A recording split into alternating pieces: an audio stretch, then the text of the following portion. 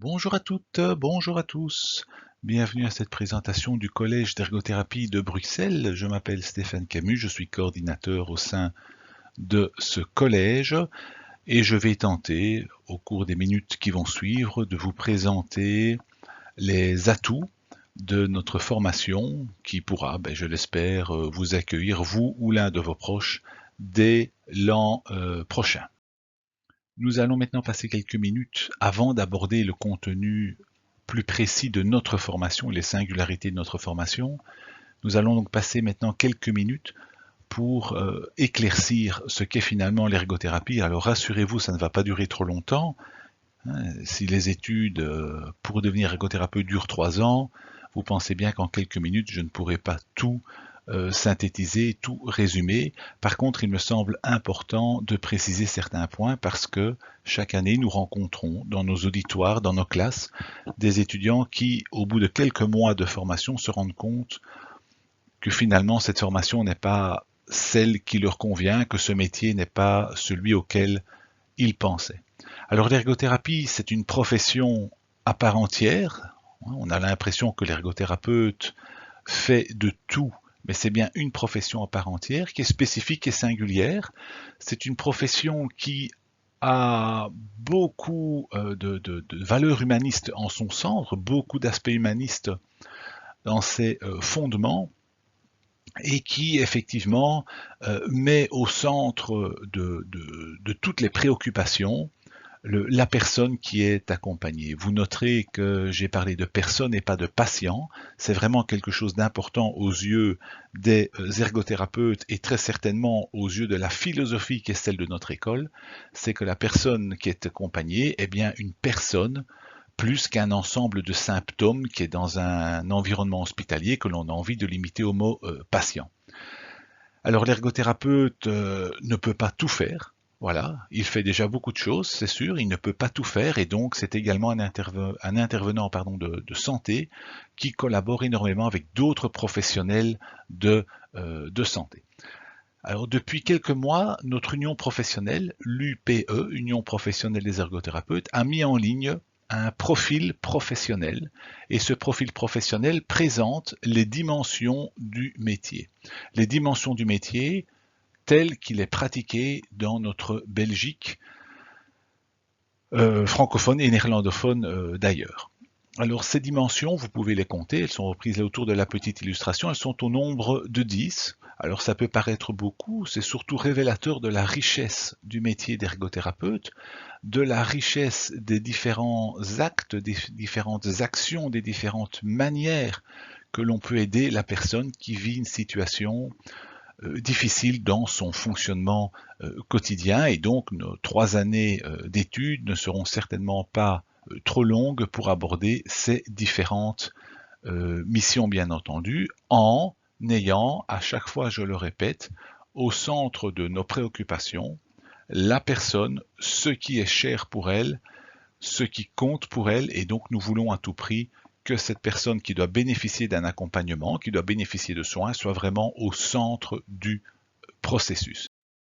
L'ergothérapie est donc une profession à part entière qui, de plus est protégée depuis 1996, chers amis français, depuis 1996, et donc cette profession d'ergothérapeute, elle est protégée, elle est réservée uniquement aux personnes qui peuvent répondre aux exigences minimales reprises dans ce texte de loi, dans cet arrêté royal.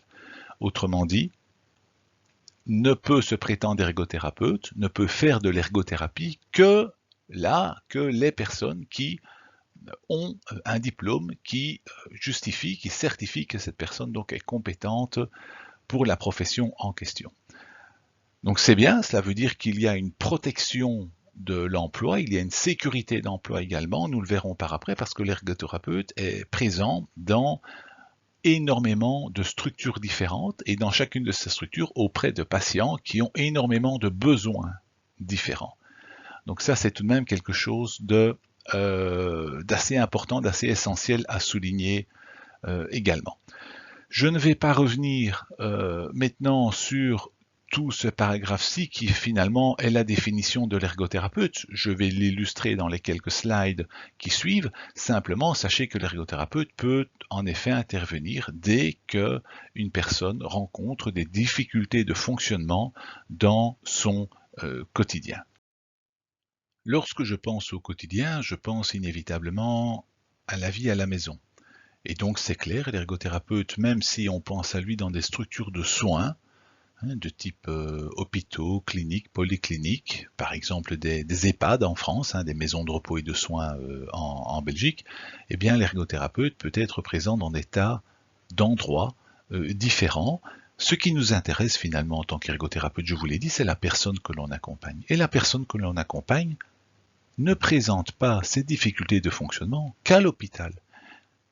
Et donc, il y a lieu, si on veut vraiment accompagner la personne dans son fonctionnement, dans ses difficultés quotidiennes, il y a lieu de pouvoir l'accompagner dans différents endroits qui sont ses lieux de vie. Alors la représentation qui est reprise ici illustre un de ces lieux de vie d'une manière très très claire, c'est le domicile. Et il y a effectivement différents types d'actions possibles à domicile, parce qu'il y a différentes activités de vie à domicile. Et donc ça, c'est vraiment quelque chose de très très très important. Il n'y a pas une manière unique d'accompagner en ergothérapie, étant donné que j'accompagne une personne qui vit des difficultés à un moment donné. Alors d'autres exemples de lieux de vie, d'endroits de pratique de l'ergothérapie finalement, je vous l'ai dit, l'ergothérapeute intervient là où la personne a ses soucis. Donc effectivement, il y a la structure hospitalière qui est sans doute une des structures auxquelles on pense le plus souvent. Ces structures de type SSR en France, les maisons de repos de soins en Belgique, identifiées sous la terminologie EHPAD en France, ce sont les structures auxquelles on pense le plus souvent, parce que ce sont les structures les plus souvent identifiées lorsque l'on pense au métier de la santé. Mais l'ergothérapeute, comme il accompagne la personne qui vit des difficultés au quotidien, il peut intervenir dans des tas d'autres endroits. Il peut intervenir en classe, auprès d'enfants qui présentent des difficultés d'apprentissage. Il peut intervenir à la maison pour la personne en fauteuil roulant ou la personne de petite taille, peut-être, peu importe finalement son problème, mais qui a une difficulté dans l'utilisation de sa cuisine. La personne qui se retrouve en fauteuil roulant, qui doit pouvoir utiliser son véhicule. Et utiliser son véhicule, c'est tant pouvoir s'installer au volant, que de pouvoir ranger son fauteuil dans la voiture, que de pouvoir utiliser le volant et conduire, et que de pouvoir, lorsque l'on est arrivé là où on veut, ressortir son fauteuil et ressortir de la voiture, passer au fauteuil, etc. Donc c'est vraiment quelque chose de très très large. Un autre axe important du travail, c'est l'axe du retour professionnel pour les personnes qui sont en incapacité de travail de longue durée ou pour des personnes qui rencontrent des difficultés de santé pour l'instant au travail. Pensons à toutes ces personnes qui développent des maladies musculo-squelettiques, des troubles musculo-squelettiques plus exactement. Eh bien, il y a lieu également de pouvoir aider ces personnes pour éviter que ces troubles ne prennent trop d'ampleur. Je voudrais juste revenir 2 petites minutes par rapport à la place de l'ergothérapeute auprès d'enfants dans la scolarité. En Belgique, contrairement à la France, nous disposons, à côté de l'enseignement dit enseignement ordinaire, de 8 types d'enseignements spécialisés. Cela nous permet de pouvoir accompagner les enfants selon des problèmes plus spécifiques aux troubles qu'ils présentent au quotidien. En France, il y a cette possibilité, cette obligation même, je dirais, pour n'importe quelle école d'accueillir et d'accompagner n'importe quel enfant, peu importe ses difficultés. Et donc cela veut dire que je peux, dans une classe déjà surchargée d'étudiants normaux, entre guillemets, devoir également accompagner un étudiant déficient visuel et un étudiant qui présente des troubles autistiques. En Belgique, ce n'est pas l'optique prioritaire qui est choisie, il y a des enseignements spécialisés et donc selon les troubles présentés par l'enfant, il sera orienté vers tel ou tel type de structure, vraiment qui va se spécialiser dans l'accompagnement des troubles en question. Alors quelque chose également qui est super essentiel pour l'ergothérapeute, c'est de permettre, à côté des structures de soins, de faire le lien avec la vie quotidienne de la personne. Parfois, nous accompagnons des personnes à l'hôpital, des personnes qui sont hospitalisées suite à un problème de santé aigu qui nécessite une hospitalisation. Nous ne sommes pas à ce moment-là avec le patient à son domicile, mais dans un lieu artificiel, un lieu autre qui est l'hôpital. Et donc, un des enjeux également, c'est de voir bien plus loin que simplement, entre guillemets, que le patient puisse se débrouiller, aller mieux à l'hôpital. C'est également se dire, est-ce que ce que j'apprends à mon patient à l'hôpital, il va pouvoir l'utiliser dans son quotidien? C'est également, est-ce qu'il n'y a pas d'autres difficultés dans son quotidien auxquelles je n'ai pas pensé à l'hôpital? Et cela montre très bien à quel point l'ergothérapeute est un élément central dans l'articulation entre l'hospitalisation et la sortie de cette hospitalisation, où je m'intéresse à la reprise finalement d'une activité quotidienne la plus commune, la plus ordinaire possible pour la personne. Alors cet ergothérapeute, suite à ces quelques illustrations maintenant au travers d'exemples plus concrets, quelle va être sa pratique, son quotidien clinique? Alors cet ergothérapeute, il peut intervenir auprès de n'importe quelle tranche d'âge de population, qu'il s'agisse d'enfants, de personnes en âge adulte, de personnes âgées, peu importe, étant donné que l'ergothérapeute intervient pour accompagner une personne qui présente des problèmes, des difficultés dans son fonctionnement quotidien. Donc qu'il s'agisse d'enfants, d'adultes, de personnes âgées, peu importe, l'ergothérapeute est à même de pouvoir accompagner ces différents types de personnes, et ces différents types de personnes vont présenter à un moment de leur vie donc un problème de santé, une affection. Cette affection peut être aiguë, à savoir c'est quelque chose de ponctuel, d'épisodique, à une fracture, un problème cardiaque, un accident vasculaire cérébral, un cancer. Voilà, il y a des tas de raisons pour lesquelles le patient peut être avec une situation nouvelle qui découle d'une affection, d'un problème de santé. Et dans certains cas, ces affections aiguës vont très très bien récupérer. Et la personne va récupérer, recouvrer ses anciennes capacités et va pouvoir très très bien fonctionner. Donc l'ergothérapeute là peut intervenir pour cette récupération aiguë par rapport à une perte de capacité. Mais certains patients, on le sait, vont présenter des affections que l'on appelle chroniques. Alors certains patients que l'on rencontre sont déjà porteurs de leurs affections depuis des années, voire des dizaines d'années. Dans certains cas, les patients développent une affection qui dans un premier temps est aiguë, et puis qui va avoir pour conséquence des séquelles qui, elles, vont être chroniques. Alors, tant il est clair que pour l'aigu, on va travailler essentiellement sur une rééducation, sur une récupération de capacités perdues, en termes de force, d'endurance, de vitesse, d'équilibre, d'attention, de concentration, etc., de mémoire. Tant là, donc, on peut vraiment cibler certaines capacités problématiques, tant dans le chronique, on va vraiment être avec un problème de fonctionnement, avec des conséquences liées à une pathologie qui vont s'installer et qui vont perdurer, avoir des conséquences pendant des années, voire des dizaines d'années. Affection chronique, alors on entend souvent par là le diabète, par exemple, il n'y a pas que, ou l'arthrose, il n'y a pas que ces pathologies-là. Je vous parlais tout de suite d'affections aiguës qui pouvaient avoir des séquelles chroniques. Pensons à un accident vasculaire cérébral. Pensons à un patient qui a une sclérose en plaques, qui développe une sclérose en plaques.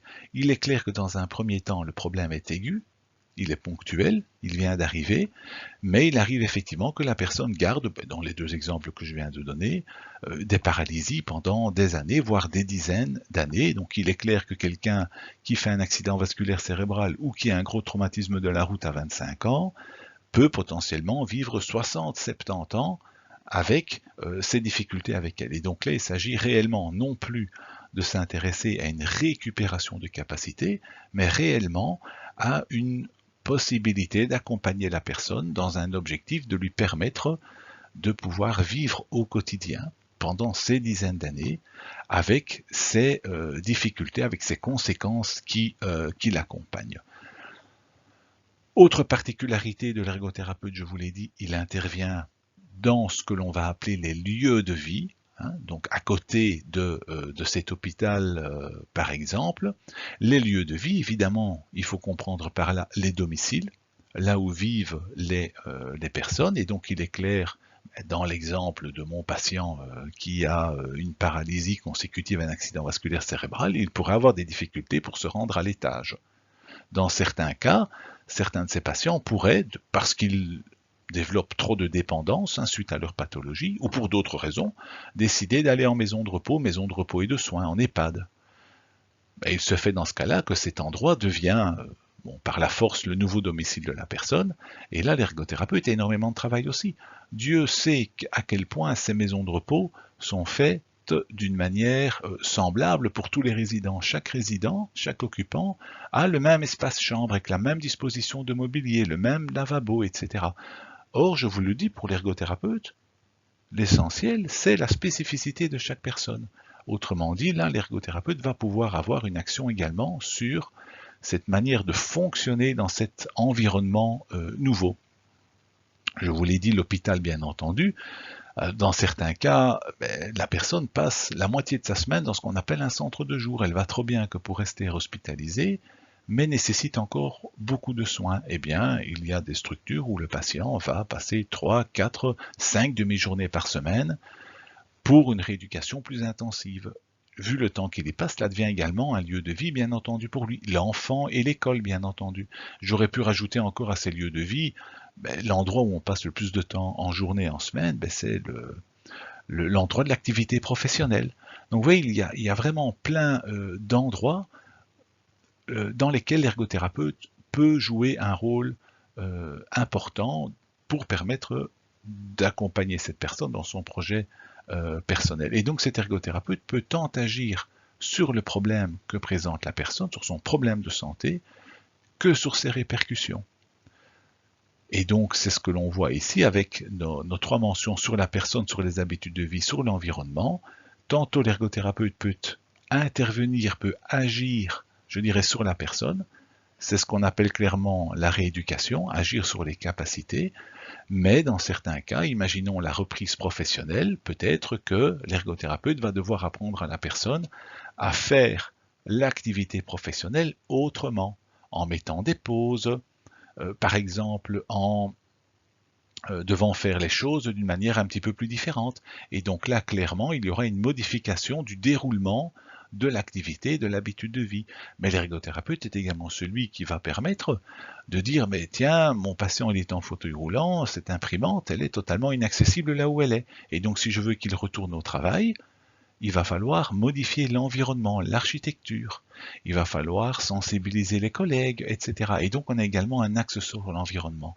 Donc vous le voyez, l'ergothérapeute peut accompagner énormément de patients différents pour énormément de raisons différentes et selon 3 grands axes qui est l'axe de la personne, rééduquer des capacités, lui apprendre à refaire ses activités mais autrement, mais également permettre de lever certaines barrières environnementales pour lui permettre de fonctionner plus facilement. Et donc j'ai repris ci-dessous, en bas de la diapositive, un exemple de cheminement qui n'est là qu'à titre d'exemple bien entendu, mais qui peut montrer les différents moments auxquels l'ergothérapeute peut intervenir d'une manière différente. Et donc il y a des équipes d'ergothérapeutes qui se passent finalement le relais selon la problématique présentée au moment présent par le patient. Et donc le patient fait dans un premier temps un accident vasculaire cérébral.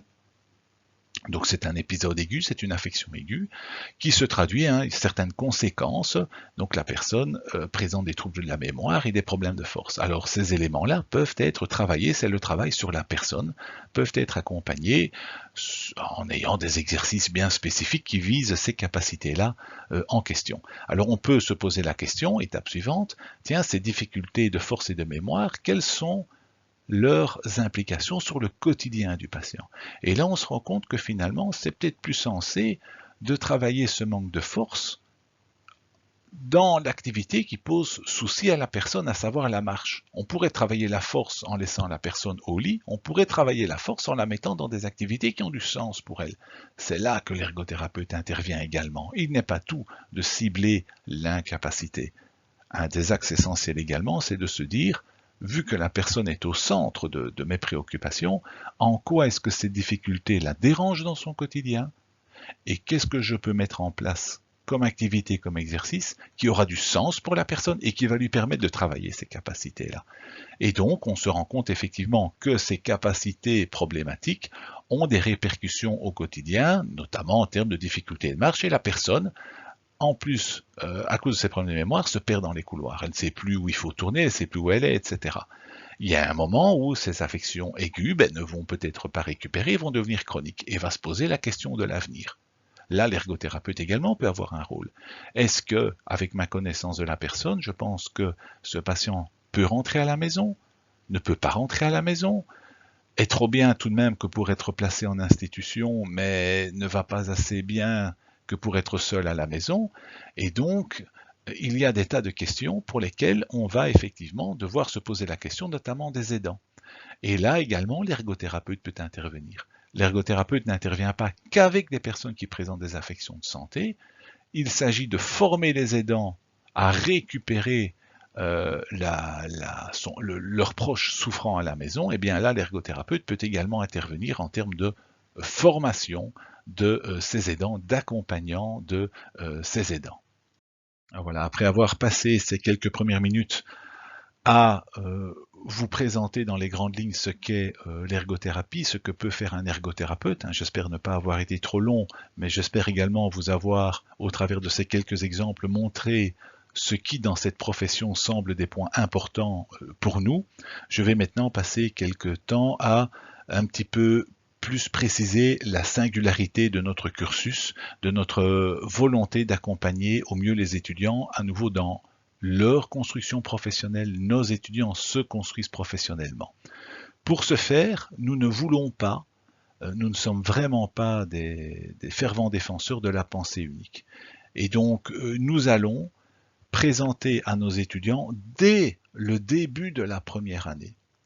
Donc les premières semaines du cursus en première année sont déjà des éléments clés, parce que l'on veut que dès le départ, les étudiants puissent savoir ce dont il s'agit, puissent être familiarisés avec les fondements de la profession, avec les concepts de base de la profession, mais nous ne voulons pas faire de la pensée unique. Et donc nous allons présenter aux étudiants des modèles de référence et des modèles de pratique. Je vous l'ai montré et démontré au travers des nombreux exemples donnés précédemment, il y a plein d'axes différents dans une pratique quotidienne de l'ergothérapie. Et donc c'est quelque chose qui est totalement à l'opposé d'une pensée unique, même si c'est parfois le cas dans certains autres instituts. Chez nous, nous voulons à tout prix former des futurs professionnels de la santé qui ne soient pas des imitateurs de ce qu'on leur a appris, mais qui soient des gens qui se sont construits, qui sont capables d'assumer leurs choix, de poser des arguments de manière rigoureuse et pertinente, et donc de faire des choix qu'ils doivent pouvoir assumer. Raison pour laquelle des modèles, que ce soit de référence ou de pratique, seront présentés, seront mis en application au travers de différentes activités pendant le cursus, et à nouveau, l'étudiant sera amené à utiliser ces différents modèles, et lui-même devra donc pouvoir justifier en quoi il estime que, pour le cas présent, c'est plutôt tel modèle qui lui semble être le plus pertinent, et à tel autre moment, tel autre modèle. Nous sommes en étroite relation avec l'évolution de la profession, et donc les cours relatifs à ces modèles sont des cours qui sont très souvent soumis à modification en termes de contenu parce que les choses évoluent dans le monde de la santé. Alors, indépendamment de la manière dont nous voulons effectivement former nos candidats futurs ergothérapeutes, la formation, tout comme le métier, je vous l'ai dit, qui était reconnu par un arrêté royal, la formation est également quelque chose qui est cadré par des textes de loi, et notamment par ce que l'on appelle un référentiel de compétences. Et là, peu importe vers quelle école d'ergothérapie en Belgique francophone vous iriez, ce référentiel de base est le même. Il y a 6 grandes compétences que l'étudiant, au terme de son cursus, doit être à même de maîtriser, et ces compétences sont un ensemble de savoir, de savoir-faire, de savoir-être. Et cette construction professionnelle, quand on dit 3 ans d'études, rassurez-vous, ou peut-être que ça vous fera peur, je ne sais pas, mais j'estime que l'on n'est jamais ergothérapeute, j'estime que l'on devient toujours ergothérapeute, même avec 10, 15, 20 ans de pratique, on le devient sans arrêt, on est nourri en fait par nos expériences, notre pratique, et parce que le patient nous en renvoie également. Et donc cette construction professionnelle, elle est multiple, c'est pour ça également que, vous le verrez par après, nous travaillons avec énormément de lieux de stage, parce que nous pensons effectivement que nous ne sommes à l'école qu'un des éléments qui aident l'étudiant à se construire professionnellement. Les terrains de pratique sont un autre élément et l'expérience, la vie de l'étudiant est également un élément à tenir en compte dans cette construction des compétences professionnelles. Alors, nous n'allons pas passer beaucoup de temps là-dessus, ça n'a pas beaucoup de sens, mais donc sachez simplement qu'il y a des compétences qui sont visées pour pouvoir prétendre au titre d'ergothérapeute. Il y en a une première, donc il y en a 6 en tout, une première qui est s'impliquer dans sa formation et dans la construction de son identité professionnelle. Ce premier verbe veut tout dire, s'impliquer. L'étudiant doit vraiment avoir une place active. Alors, deuxième compétence, prendre en compte les dimensions déontologiques, éthiques, légales et réglementaires. Il est clair que l'étudiant doit très tôt, donc il a déjà des cours relatifs à cela en première année, doit très tôt être conscient que les métiers de la santé sont des métiers pour lesquels la déontologie et l'éthique sont des valeurs fondamentales. Là également, selon le projet pédagogique des différentes écoles qui proposent les formations en ergothérapie, vous pourriez avoir des sensibilités différentes. Et donc je vous invite, si vous avez des questions plus précises par rapport à cela, à ne pas hésiter à prendre contact avec moi ou avec mes collègues, bien entendu. Troisième compétence, gérer ou participer à la gestion des ressources humaines, matérielles et administratives. Je vous l'ai cité précédemment, au niveau du profil professionnel. Il y a 10 missions pour l'ergothérapeute. L'ergothérapeute n'est pas qu'un soignant. Il doit parfois également gérer certaines choses comme un département, par exemple. L'ergothérapeute, au niveau de sa compétence 4, doit pouvoir concevoir des projets techniques ou professionnels complexes. Espérons-le en tous les cas. Complexes pourquoi? Mais parce que la situation n'est jamais simple. Ce serait tellement plus simple si je ne m'intéressais pas à la spécificité de la personne, mais uniquement à sa capacité problématique. Non, nous mettons vraiment la personne au centre et donc on est constamment dans des projets techniques ou professionnels qu'il ne faut pas simplement appliquer. Avant de les appliquer, il faut pouvoir les concevoir.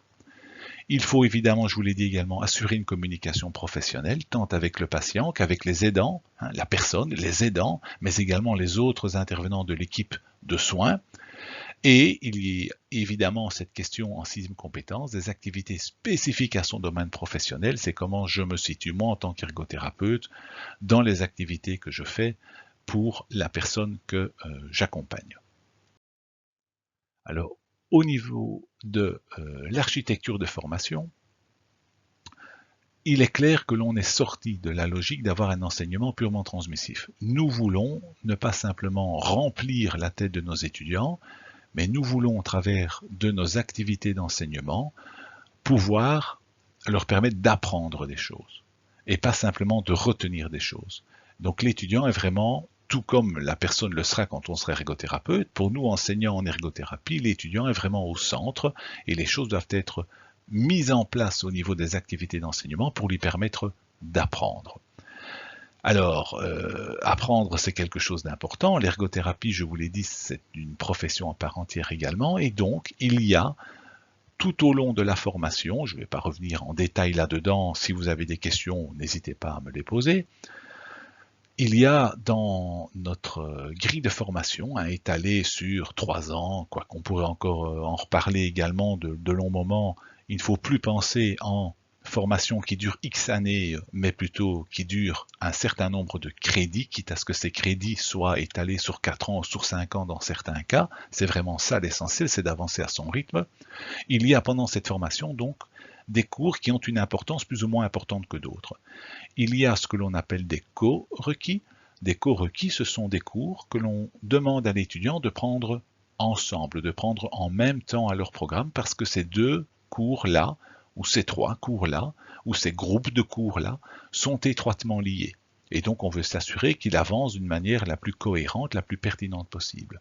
Il y a également la notion de prérequis. Les prérequis, contrairement aux corequis, sont parfois plus problématiques pour les étudiants. À savoir qu'un prérequis est une épreuve qui doit être validée, qui doit être réussie pour pouvoir avoir accès à d'autres éléments situés plus tard dans la formation. Et donc un élément prérequis non validé, non réussi, ralentit automatiquement l'étudiant dans son avancée dans le cursus. Alors les prérequis et les corequis ne sont pas mis par plaisir dans une grille de formation, dans une architecture de formation, ils y sont mis chez nous en tous les cas pour respecter la notion d'identité de la formation. On ne va pas les mettre des prérequis ou des corequis sur des cours moins indispensables, moins spécifiques, je dirais, à la formation d'ergothérapeute. Ces co et prérequis sont installés parce qu'il nous semble indispensable à la construction professionnelle. Aller trop vite sans avoir les bases, ça ne sert à rien, bien entendu. Et donc, je vous l'ai dit, il peut y avoir des enjeux en termes d'avancement dans le cursus.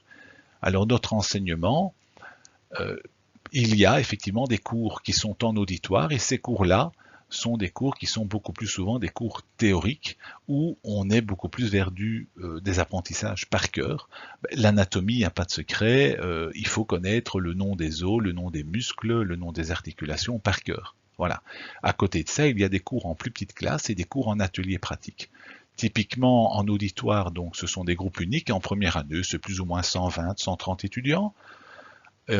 En classe, on essaye de couper donc le groupe total en 4 ou en 6. Donc autrement dit, classe et atelier pratique, on se retrouve avec une vingtaine d'étudiants ou 30, 35 étudiants, cela dépend un petit peu des années et du contexte. Alors évidemment, le nombre d'étudiants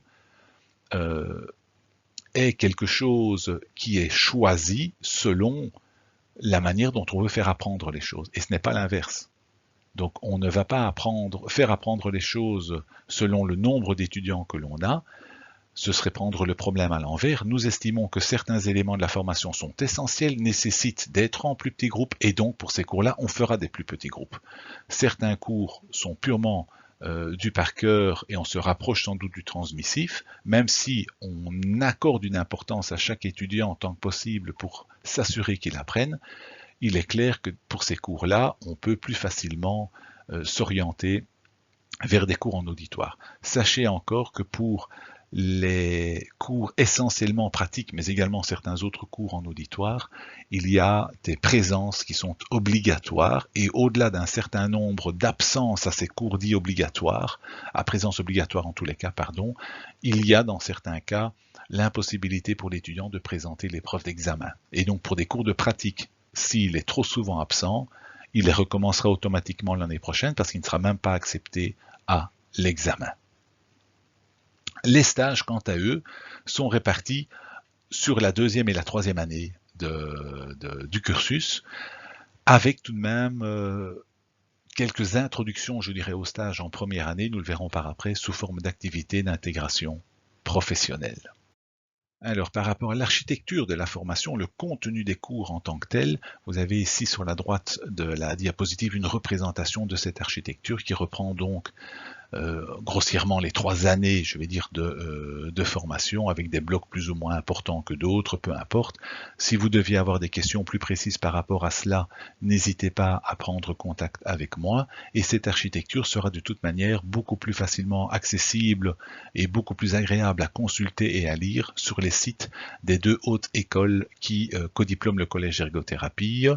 Vous êtes sans doute déjà passé d'ailleurs par un de ces 2 sites, si pas par les 2, pour assister à la séance de ce jour. Donc n'hésitez pas à aller visiter les sites de ces 2 hautes écoles, ou de l'une des 2 hautes écoles en tous les cas, et dans la formation ergothérapie, vous aurez accès à la grille de formation d'une manière plus claire, plus agréable à consulter que ce qui est repris ici. Alors, programmation des cours et des stages. En première année, je vous l'ai dit, nous avons essentiellement des cours. Le terme AA, cela signifie en langage de l'enseignement supérieur activité d'apprentissage.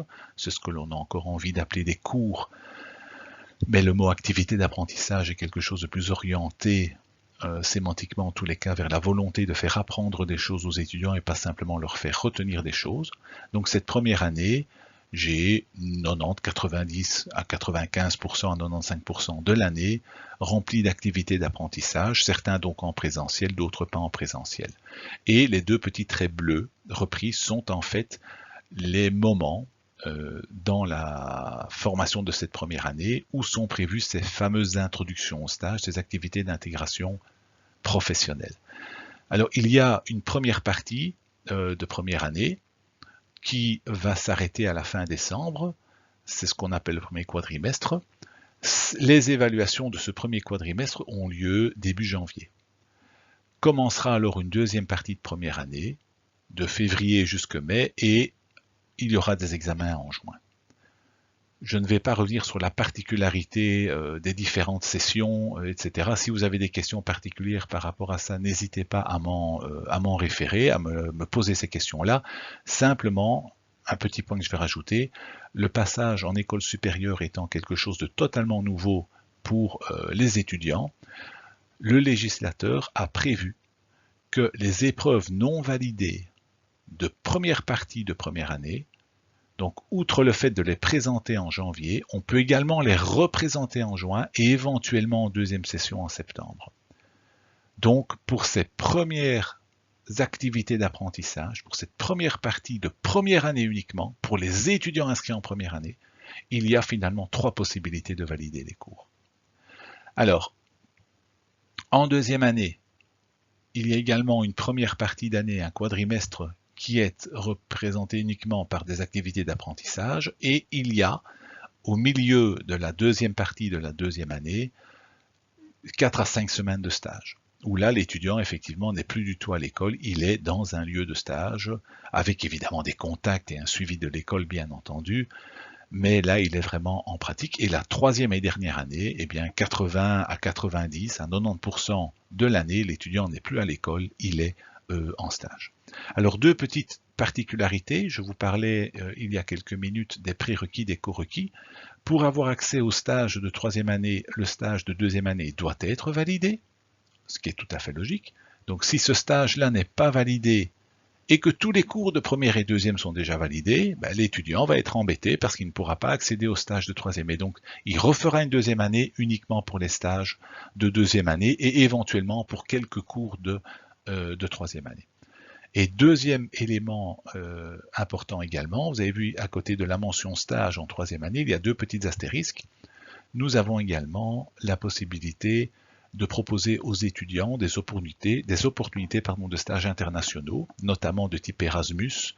Il y en a d'autres évidemment, avec ou sans bourse d'études.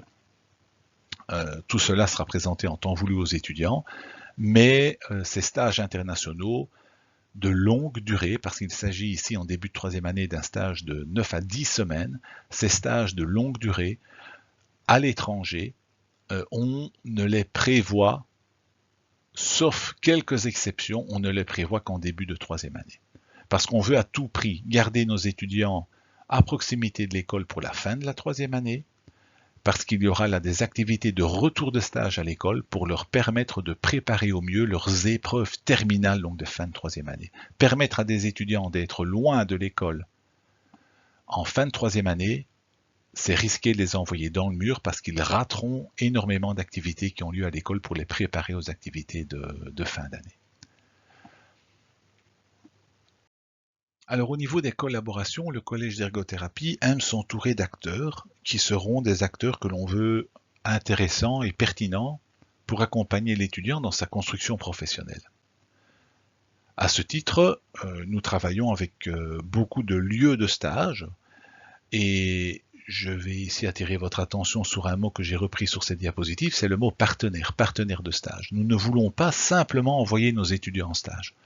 Nous voulons vraiment pouvoir se dire quel est le lieu de stage qui serait le plus à même d'être intéressant au moment présent par rapport au projet de l'étudiant, par rapport à son cheminement, son avancée dans le cursus. C'est pour cela que je ne mentionne pas sur ce diapositive 150 lieux de stage, mais bien des partenaires de stage. Nous avons l'habitude de fonctionner avec eux.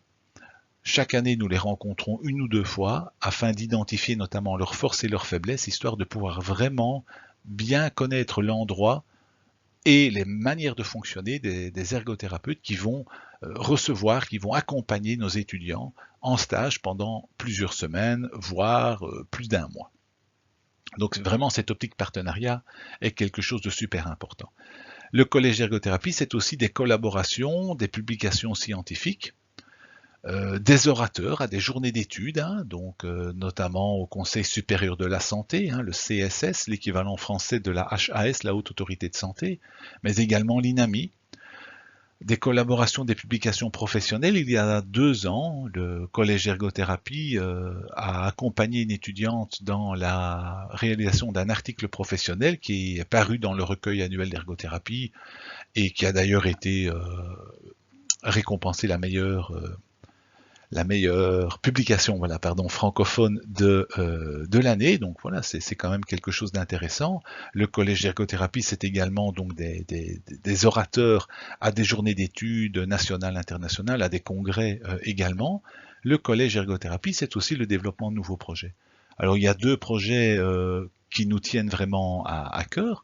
Un projet étroitement lié à la collaboration avec l'INAMI, c'est le retour au travail des personnes qui ont un cancer, mais c'est également la place de l'ergothérapeute dans les écoles ordinaires. Ça peut paraître simple, couler de source, mais ce n'est pas le cas. Je vous le rappelle qu'en Belgique, les enfants, les étudiants qui ont des handicaps notamment, se retrouvent dans de l'enseignement spécialisé. Or, ici, l'idée était de pouvoir se dire, mais il n'y a pas que les enfants dans l'enseignement spécialisé qui ont des problèmes d'apprentissage, qui ont des difficultés pour suivre les cours. Et donc, l'idée là était de pouvoir permettre à certains étudiants de pouvoir prendre place au sein d'écoles ordinaires pour accompagner des enfants en difficulté.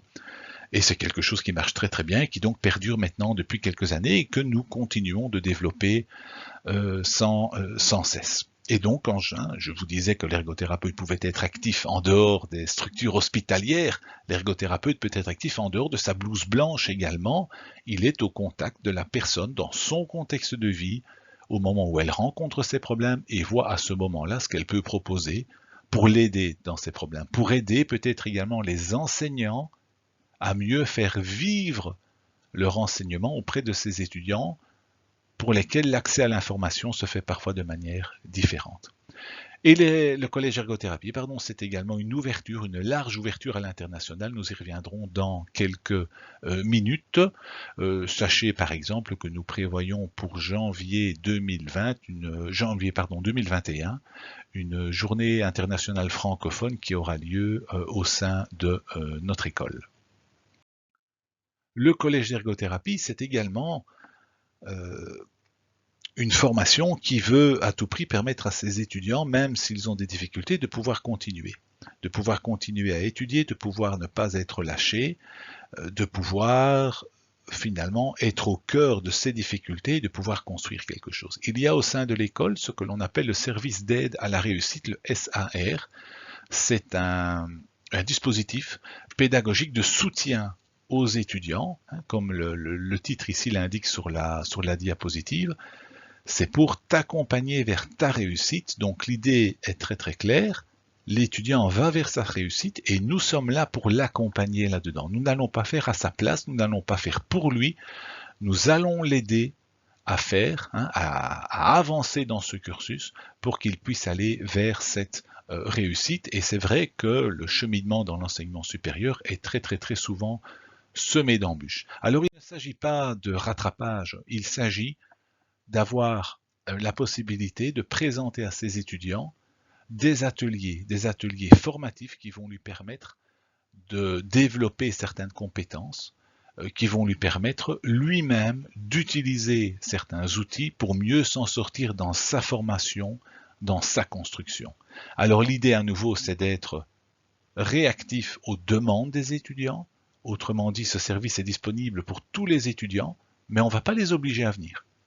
Les étudiants sont au courant que ce service existe, ils s'inscrivent.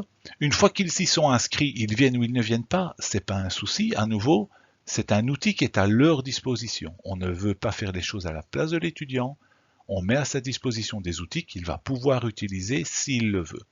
Alors une fois qu'un étudiant est inscrit au SAR, il va être averti à chaque fois qu'un type d'atelier particulier va être organisé.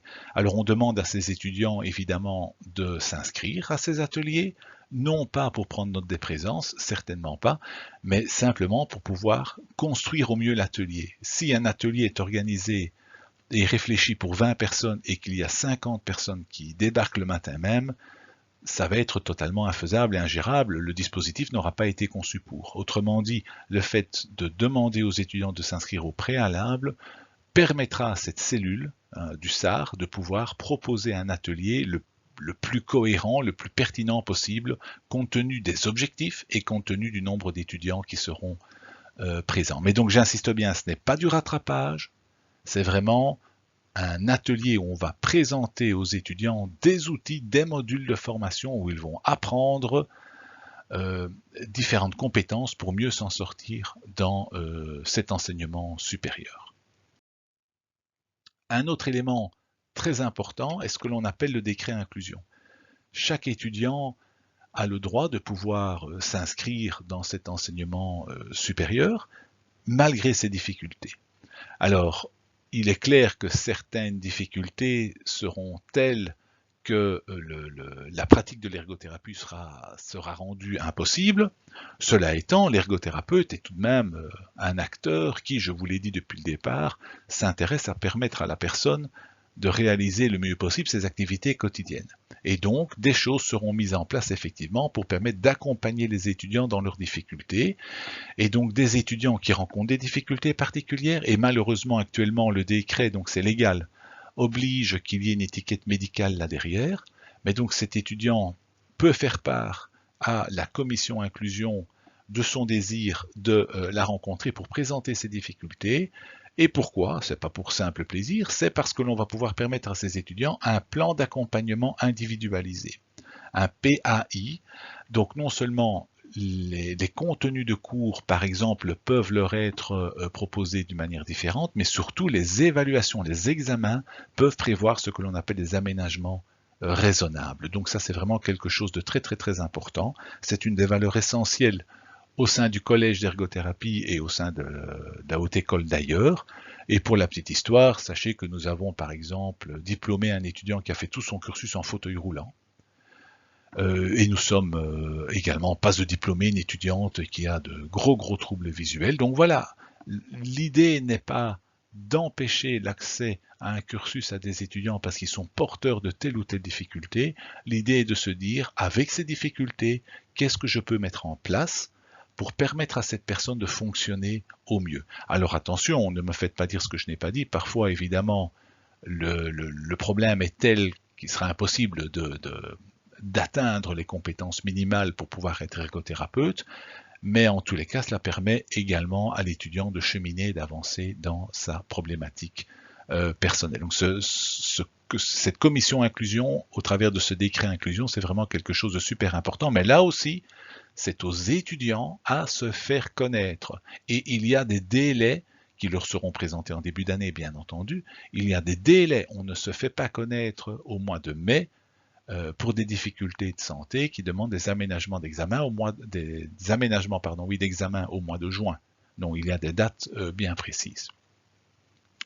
Et nous avons également la possibilité de proposer des aménagements raisonnables pour des étudiants qui devraient mener en même temps que leurs études une carrière sportive. Nous avons accompagné une étudiante qui faisait partie de l'équipe française nationale espoir de hockey sur gazon. Il y a des artistes également. Alors évidemment, c'est pas parce que je saute 2 fois sur le ballon dans ma chambre le dimanche que je peux me dire sportif de haut niveau, et ce n'est pas parce que je chante sous la douche que je suis vraiment un artiste. Donc il va falloir effectivement venir déposer des documents qui attestent que vous êtes affilié à une fédération, etc.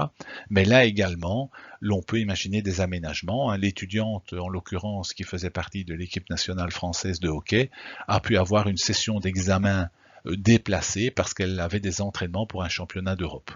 Donc voilà, les étudiants qui mènent en parallèle à leur scolarité ce type de projet-là peuvent tout à fait venir les présenter et nous verrons ce que nous pouvons proposer pour aménager les choses. Mais donc là également se fait.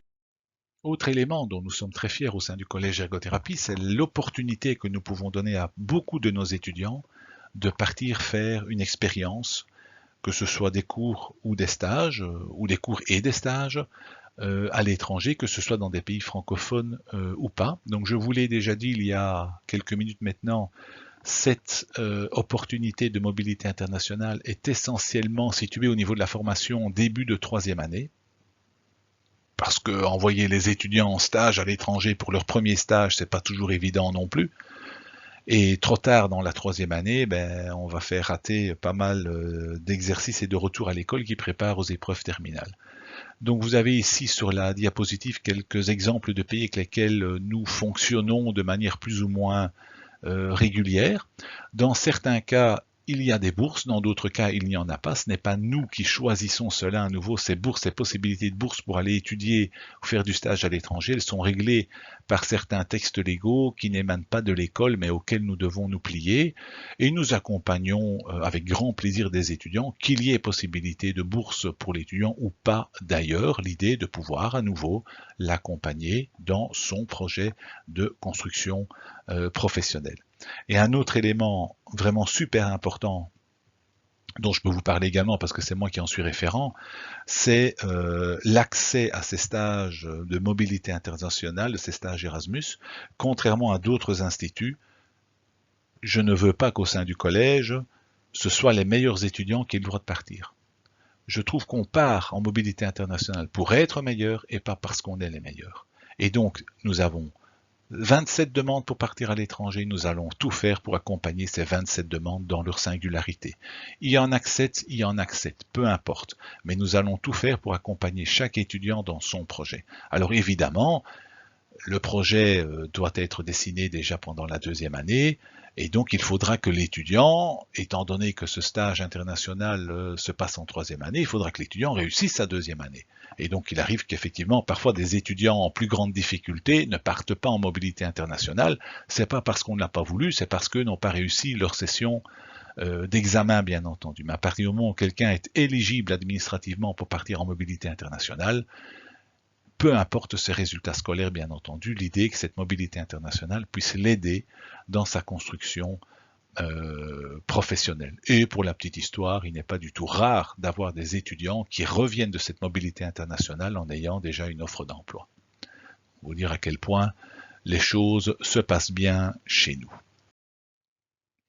Alors au niveau du règlement, je ne vais pas passer énormément de temps là-dessus. Le règlement des études, à partir du moment où vous vous inscrivez au sein du collège Ergothérapie, ben, vous acceptez automatiquement le règlement. Le règlement qui est essentiellement basé sur du vivre ensemble et du respect de l'autre. Alors il y aura des documents auxquels vous serez confrontés, c'est le règlement des études, le règlement d'ordre intérieur également, ce sont des éléments super importants, et nous viendrons avant chacune des sessions d'examen rappeler aux étudiants les différents points de ces règlements qui touchent à la session d'examen, notamment par rapport aux tricheries, par rapport à l'utilisation des smartphones, des montres connectées, par rapport à l'utilisation de foulards, d'oreillettes, etc. Mais donc, à partir du moment où vous vous inscrivez au sein du collège Ergothérapie, à partir du moment où vous avez signé les documents, automatiquement vous marquez votre accord avec ces règlements. Donc je ne peux que vous conseiller de les lire attentivement, bien entendu.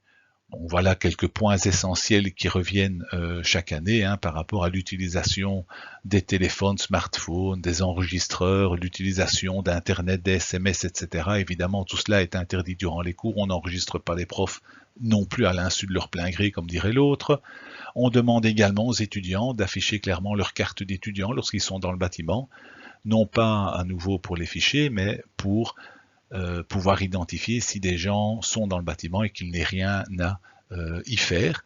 Alors les signes confessionnels, politiques, religieux de tout ordre de tout ordre n'ont pas leur place dans l'établissement. À l'extérieur de l'établissement, il n'y a aucun souci, mais dans l'établissement, cela n'a pas sa place, c'est aussi clair que ça. Et oui, les cours sont mixtes, et oui, il arrive effectivement que dans des cours de pratique, des filles touchent des garçons touchent des filles, tout cela se fait dans les règles les plus élémentaires, en respectant la déontologie et l'éthique bien entendu. Il faut bien se dire que vous vous formez à un métier de la santé, que le contact, peu importe le sexe, le contact vous l'aurez et vous devez déjà être familiarisé à cela évidemment pendant les cours de pratique également. Vous le comprendrez, on demande aux étudiants de ne pas consommer que ce soit tabac, drogue quelconque, alcool, etc. dans le bâtiment, et même si on l'a consommé à l'extérieur, on ne vient pas à l'école non plus en étant imbibé de ces différentes substances. Un point très important qui pose beaucoup de soucis à pas mal d'étudiants chaque année, c'est la règle autour des certificats médicaux. L'enseignement supérieur n'est pas obligatoire, mais vous devez en tous les cas mentionner vos absences. Au-delà de trop d'absences, vous risquez d'avoir des soucis au niveau de votre existence administrative au sein de l'école. Donc, dès que vous êtes malade, il faut à tout prix joindre un motif au secrétariat minimum, si pas également à certains enseignants. Ça, les enseignants qui l'exigent vous le demanderont, bien entendu. Mais donc, vous voyez, il y a ces aspects-là de vivre ensemble qui sont vraiment super importantes, de contraintes, et ces contraintes, à nouveau, ce n'est pas du caprice, c'est pas pour embêter les étudiants, ça fait partie de la construction professionnelle parce qu'il y en a énormément des contraintes également quand on travaille. Les présences au cours de pratique, je vous l'ai dit, c'est obligatoire et notamment repris dans les règlements des études. Si l'étudiant a moins de 80% de présence à ses cours de pratique, on peut lui refuser l'accès à l'évaluation. Ça veut dire pas d'examen. Peu importe parfois que l'absence ait été valablement motivée ou pas, si vous n'avez pas appris à faire des plâtres et que le cours est fini, vous n'apprendrez pas à faire des plâtres tout seul chez vous, devant une vidéo, devant un tuto sur Internet. Voilà, c'est aussi simple que ça. Il y a des cours pour lesquels la présence en classe n'est pas obligatoire, il y a des cours pour lesquels c'est obligatoire. Si malheureusement on les rate et qu'on ne sait pas les récupérer, eh bien l'épreuve n'est pas accessible en session. D'autres éléments qui seront également présentés à chaque étudiant avant chaque session. Donc, vous voyez également à quel point on veut pouvoir accompagner nos étudiants pendant les sessions d'examen. Ces étudiants ont une place très importante pour nous dans l'école et nous voulons également pouvoir leur donner la parole. Nous voulons pouvoir les écouter par rapport à leurs demandes, par rapport à leurs plaintes relatives au fonctionnement de l'école, secrétariat, des coordinations, etc. Il y a au sein de l'école un conseil étudiant, il y a au sein de chaque promotion des étudiants délégués. Alors il y en a un par groupe de pratique. En première année, il y a normalement 6 groupes de pratique et donc ça fait 6 étudiants délégués. Et il y a 2 fois par an des réunions entre l'équipe de coordination du collège ergothérapie et les étudiants délégués, pour pouvoir entendre les plaintes qui n'émaneraient pas toujours de la même personne, mais qui ici peuvent émaner de 6 personnes, chacune représentative d'une vingtaine d'étudiants. Donc les réalités par groupe de pratique peuvent être vécues d'une manière totalement différente d'un groupe à l'autre, et nous devons pouvoir entendre cela.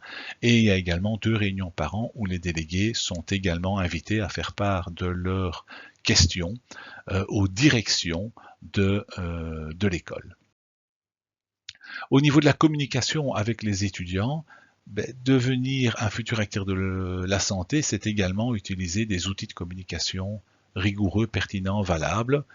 Et donc, nous insistons sur différents aspects. Premièrement, une fois que l'étudiant est inscrit, il recevra une adresse mail @cebxl.be. Son prénom, son nom, @cebxl.be.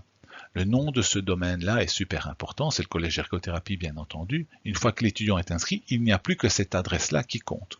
Pour lui entrer en contact avec nous, pour nous entrer en contact avec lui.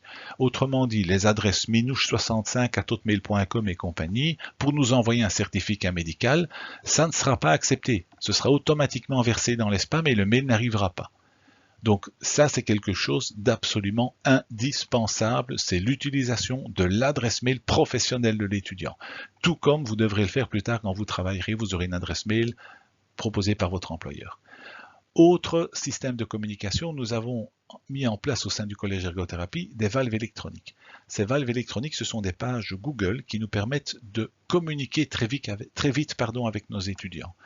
Par exemple, pour leur communiquer, attention, tel enseignant sera absent demain. C'est vrai que nous n'allons pas téléphoner à chacun des étudiants et nous n'allons pas envoyer un mail non plus à chacun des étudiants par rapport à cela.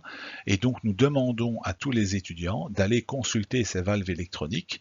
Il n'y a pas de mot de passe, c'est très facile d'aller consulter ces valves électroniques au moins une fois tous les jours, au moins une fois tous les soirs, si pas tôt le matin avant de partir à l'école, parce que je vous dis, l'enseignant qui nous téléphone à 6 heures du matin en disant tu peux pas avertir les étudiants, je ne viendrai pas aujourd'hui, je suis absent, eh bien dès que nous avons l'info, nous la mettons en ligne.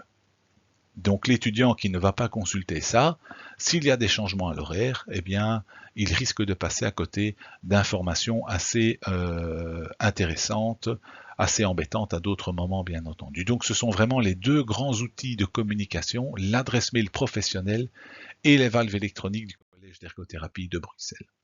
Au niveau du diplôme que le Collège d'ergothérapie donne aux étudiants à la fin d'un cursus réussi, ce diplôme, comme je vous l'ai déjà dit, il correspond à l'arrêté royal qui définit la profession. Autrement dit, la personne qui reçoit notre diplôme est une personne qui fait automatiquement la preuve qu'elle respecte les prescrits légaux en Belgique en termes de reconnaissance du diplôme. Nous allons plus loin que ça.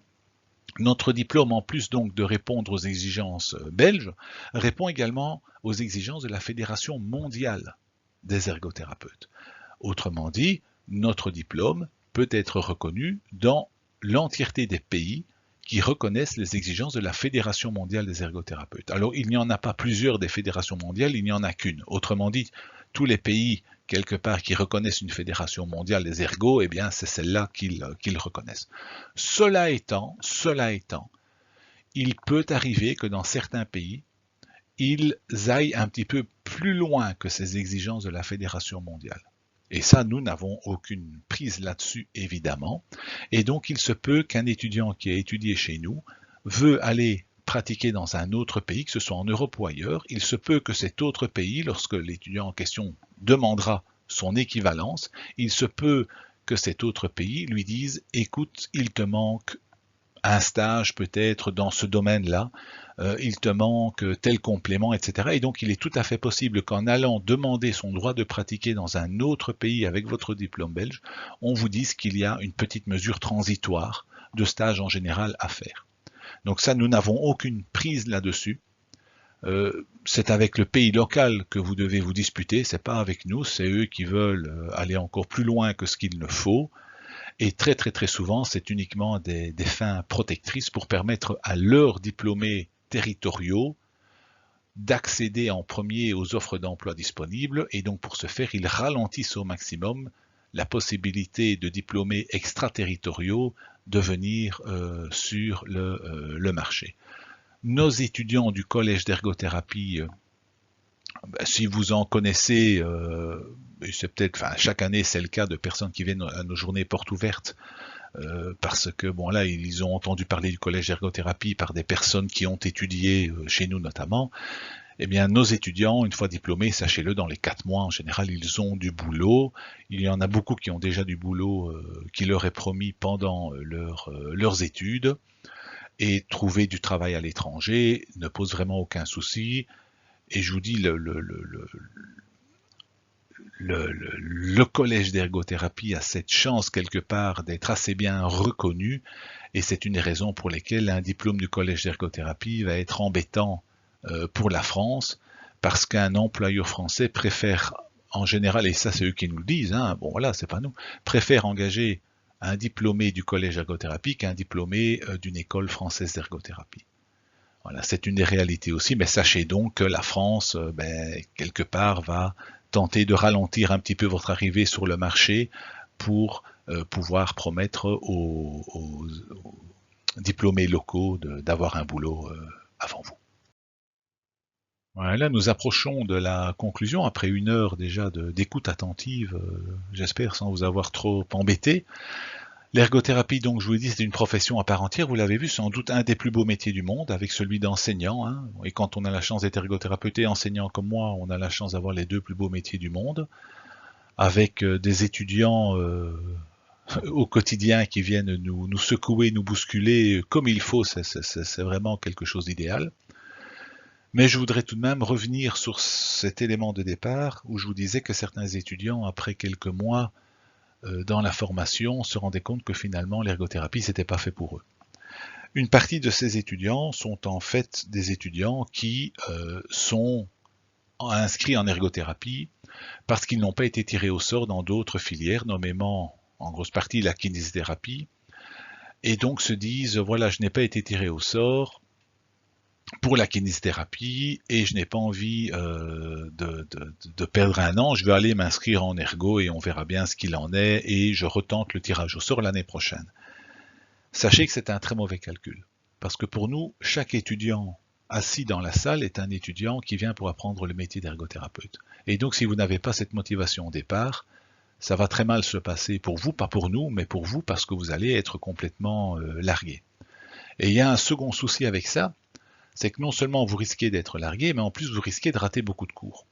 Et si vous ratez trop de cours, vous risquez de devenir ce que l'on appelle non finançable. Il faut savoir qu'en Belgique, les études sont assez bon marché par rapport à la France, hein. Le Minerval est plus ou moins 10 fois moins important. Mais ça veut dire que la solidarité, les impôts belges, paient ces hautes écoles, paient vos études. Et en contrepartie, cet État, cette solidarité belge, dit à chaque étudiant, on paie pour tes études, mais en échange, tu dois suffisamment vite avancer, sans quoi ça veut sans doute dire que ces études ne sont pas faites pour toi. Et si tu traînes de trop, il y a un moment où on ne paiera plus pour toi. Et donc, si vous passez trop de temps en ergothérapie sans avancer suffisamment et en attendant simplement le tirage au sort potentiel en kiné, vous risquez tout simplement et de rater en ergo et de ne plus être éligible en kinésithérapie et donc de tout perdre. Donc pensez bien que si vous venez en ergothérapie, c'est pour devenir ergothérapeute. Chaque année, nous avons des étudiants qui se trouvent dans des situations très délicates. Ils ont fait une première ergothérapie, ils n'étaient pas destinés à ça, ils ont retenté le tirage au sort, ils ont à nouveau raté, et ces étudiants, parfois, n'ont même pas le choix d'assister au troisième tirage au sort, ils sont exclus du système avant. Et ce que j'ai également repris entre guillemets avec la mention passerelle, sachez également qu'il y a des possibilités de pouvoir, après avoir terminé l'ergothérapie, prétendre à certaines facilités pour passer dans d'autres formations au travers de différents systèmes de dispense. Donc j'en reparlerai ça aux étudiants lorsque on en arrivera à la dernière année, lorsqu'ils seront en dernière année d'études, mais sachez également qu'un étudiant qui a déjà un autre cursus ou d'autres expériences est un étudiant qui peut également, s'inscrivant en première ergothérapie, demander des dispenses.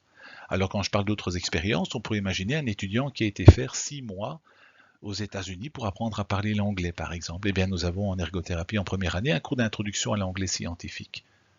Il se pourrait très bien qu'il y ait une dispense pour ce cours-là. Certains d'entre vous ont peut-être déjà un passé professionnel avant de venir s'inscrire en ergothérapie. Certains d'entre vous ont peut-être travaillé en informatique, dans la gestion des ressources humaines, etc. Nous avons une étudiante qui va terminer probablement cette année, qui, avant de s'inscrire chez nous, a travaillé chez Handicap International.